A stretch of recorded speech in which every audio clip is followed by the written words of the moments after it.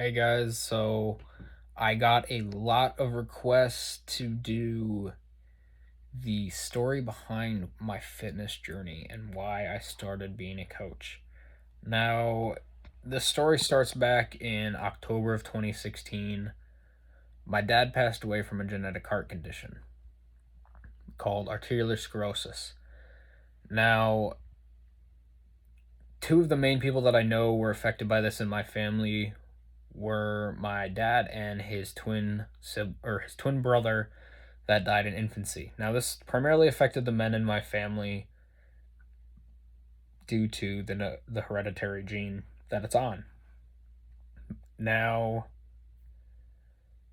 that wasn't even the worst part of this October. 4 days later, I went to the eye doctor for some blurry vision, and they told me that I needed to be rushed to the hospital. So, my mom, full panic mode, mind you, I'm a mama's boy, so her panicking does not help me whatsoever. And so, her being the great mom she is, rushes me to the hospital.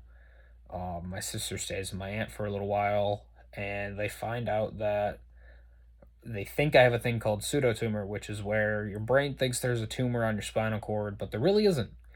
But with it thinking that there is, it pushes a mass amount of spinal fluid up into your spinal column, through up into your brain, and it starts to build a lot of pressure in your skull. Now, this affects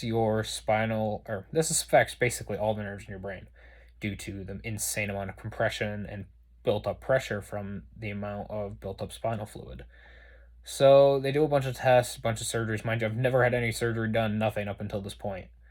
Um, I end up losing my vision for about 2 weeks. Then they find out that I didn't have pseudotumor. They think I have optic neuritis, which is where the B cells in your blood plasma for your immune system attack, thinking something is attacking inside your body. So they decide to attack my optic nerves, creating inflammation and damage to the optic nerve itself. Now, this resulted in me losing my vision. So they do a plasmapheresis, completely take my blood plasma out, and replace it. Now, slowly I start to regain my vision. They let me go about a week before Thanksgiving this year in 2016, November.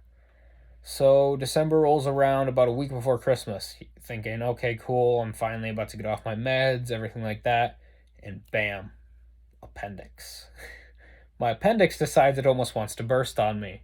So I get rushed to the hospital again by my mom. Um, and so they take out my appendix. I stay overnight. I come home. Mind you, this is a week before Christmas. Like, I've just had the worst 3 months of my entire life. So, rolls around February, I start to go back to school. I go back to my old school that I used to go to when I was a little kid. So, all my old friends, everything. And it was never the same in school. With me not seeing anybody, I always felt like I had to look over my shoulder and only look out for myself and obviously my little sister, because my family is very close, especially my sister and my mom and I. I mean, for a while, it was just her or me and those two. And I felt like I needed to be that role that my dad had, basically. And so soon enough, I forget how many years went by, but my mom found my stepdad. Mind you, he hadn't become my stepdad till actually just recently in June on the 12th. So, but I considered him it. For the longest time until they got married, he had shown time and time over again that he would do anything for us.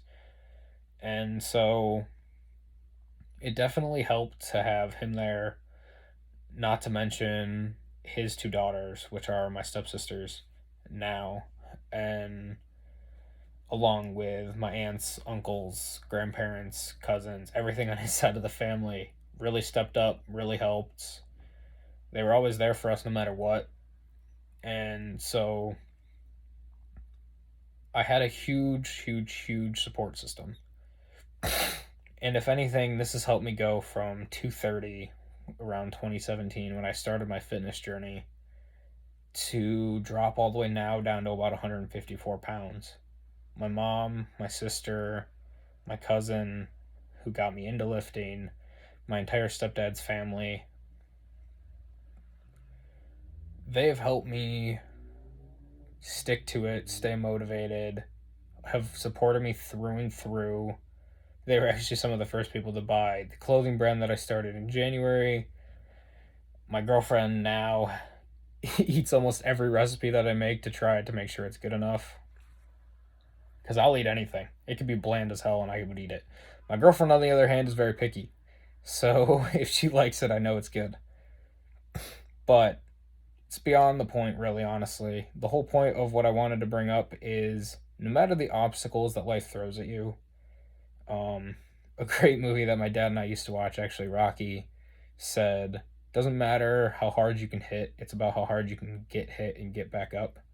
And I've lived by that line ever since 2016 of August or October came around because I was hit probably the hardest of anybody that I know around my age. I mean, hell, my sister and I were 12 and 15 at the time, and we lost our dad. Mom became a single parent, and it was just really hard on all of us, but we became closer for it. They've had my back ever since, and every time I've ever felt like quitting or didn't feel motivated, they've always helped.